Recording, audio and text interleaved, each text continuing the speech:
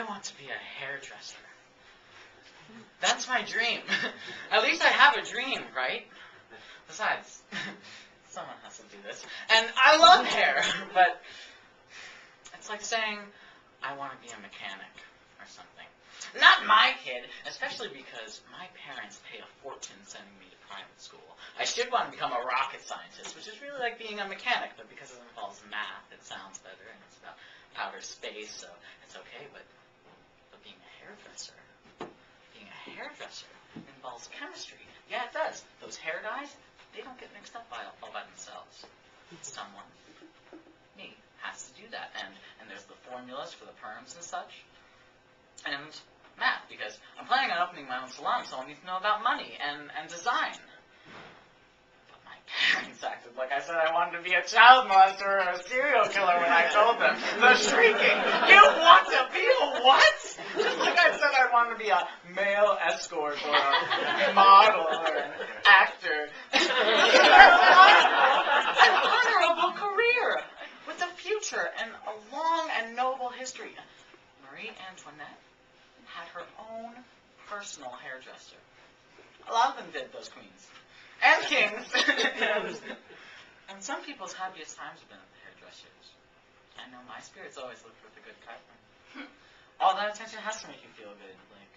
Like you're the only person in the world, and your happiness is the only thing that matters in the universe. Mostly, I think, they don't want me to be a hairdresser because they think it's a code word for gay, which I am not, because I have had experiences which they don't know about, which they would also speak about if they knew about, but I won't tell them about till they're older and they can handle it. It's hard enough for them to deal with me wanting to be a hairdresser. Any more information than that, their heads would explode. They don't know won't hurt them, I believe that phrase is, and it's the truth. But I know which experience I preferred. I guess I can understand their distress, I guess you could call it. I mean, it had to have been a shock. There are two university professors. He's at Columbia, and she's across the street at Barnard. And my older brother goes to Dartmouth and is always on the dean's list. And my younger sister has been on the national math contest circuit ever since she was in elementary school. So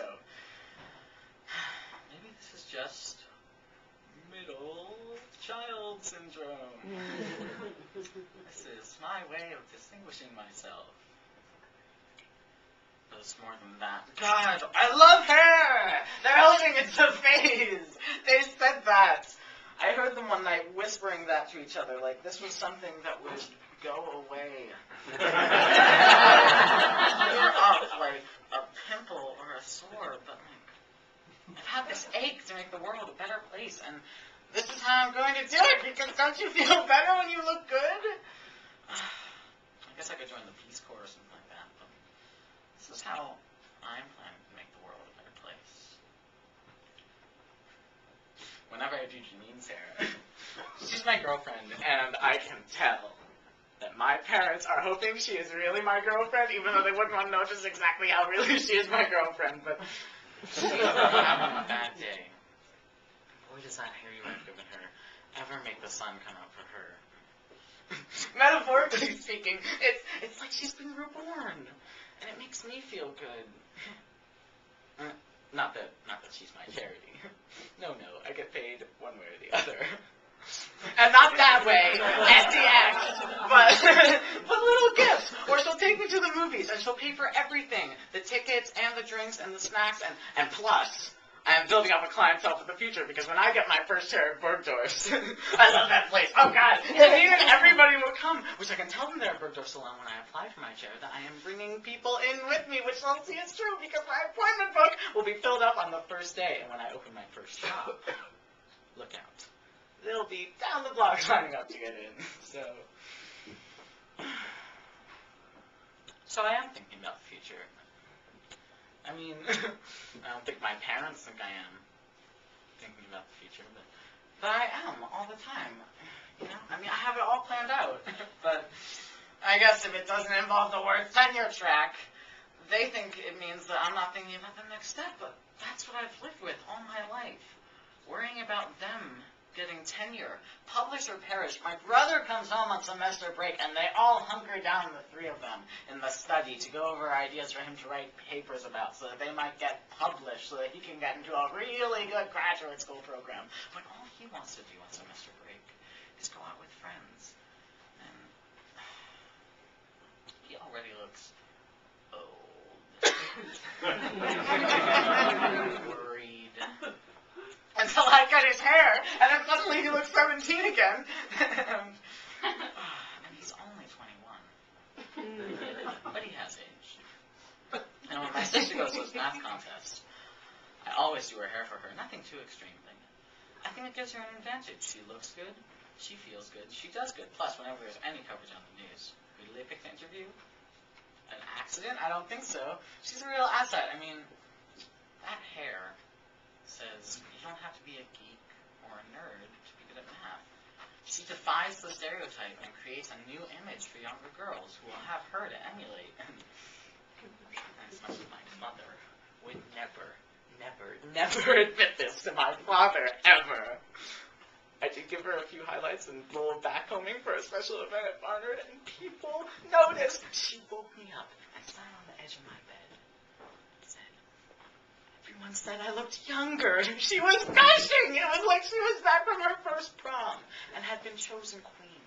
I'd never seen her like that before. Not even when my brother got into Dartmouth. And the next morning at breakfast.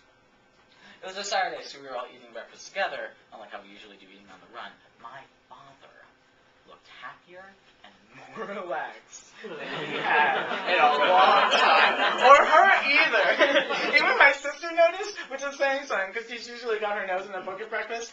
I think that hairdo did him a world of good, too. And I've seen him, when he thought he wasn't being seen, checking himself out in the window, how he looks, trying this and that with his hair and frowning or smiling, depending on the result. Yeah, I think he thinks he's not really checking himself out because it's not really a mirror, so it's not really serious. But he's giving himself a really good once over lightly. And I've noticed lately he's started to let his hair grow out longer because then it's wavier, and he has changed shampoos. He tried to say it was cheaper. No, I know all the brands and all the prices, and trust me, it's not cheaper, and it is never on sale. And then he tried to say they bought it by mistake, like it was too hard to get the kind off the shelf that he usually buys. I think they'll come around. I know they will. They're curious. They just have to find the right word or phrase for what it is I'll be doing. I mean, my son, the hairdresser, is not exactly what two people who got their PhDs by the time they're 24 know how to say. I mean, you know, it's hard for them to get their tongues around that word. Hairdresser. Like they failed somehow, you know? It's like, it isn't like saying rocket scientist or tenured professor, but I could work with cancer patients or survivors and give them new looks while they're waiting for their hair to grow back or going through their treatment, and that'd be aces. My brother's there for me already. I mean, he had me come down for the weekend to give him a haircut, and we discussed the purpose of the trip, of course. Like, I was visiting the campus, which, as you can imagine, thrilled my parents to no end. Like, I had come to my senses, and it didn't take sending me to a psychiatrist for that to happen. All his sweetmates had me cut their hair too. I made $120, and later that week, my brother aced his chem exam, which counted for half his semester's grade. Coincidence? Like I said, someone has to do this. People in our circle, they just don't want us to be their kid growing up to be a hairdresser. It's like being a Democrat and your kid's a neo-Nazi. Where did we go? Victory! I don't think they did anything wrong. I think they did everything right. I couldn't be happier. I know what I want to do. Almost no one else I go to school with knows. You know, even the kids who are good at math and science, they'll probably go into those fields, whether they like them or not, because they're good at them.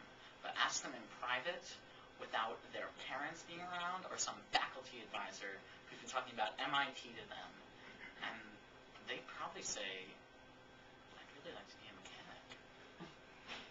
A blackjack dealer in Las Vegas or something. A carpenter. I bet some of them. But they don't really know. But I do. I know. I'm directed. Like my parents were.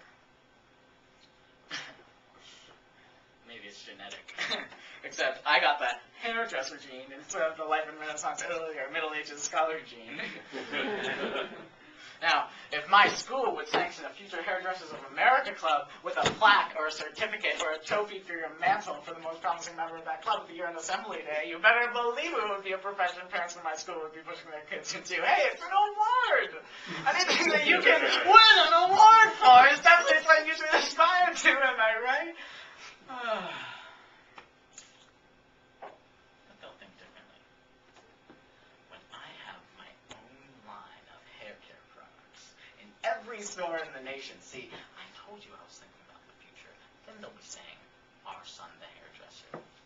My father, even though I couldn't supply him with anything he'd want that would help with that wave in his hair, he's so busy trying to encourage, we'll go buy it off the shelf. Just so he can walk up to the guy behind the checkout counter and say, this is my son's product. Yeah, it is. Actually, he'll probably be saying, our son, the entrepreneur. Yeah. I don't care what they call me. Hairdresser, entrepreneur, businessman. It doesn't really matter. Just as long as when they talk about me, they call me a success. Which is also what I am planning to be, because God help me if I'm not. I will never hear the end of it.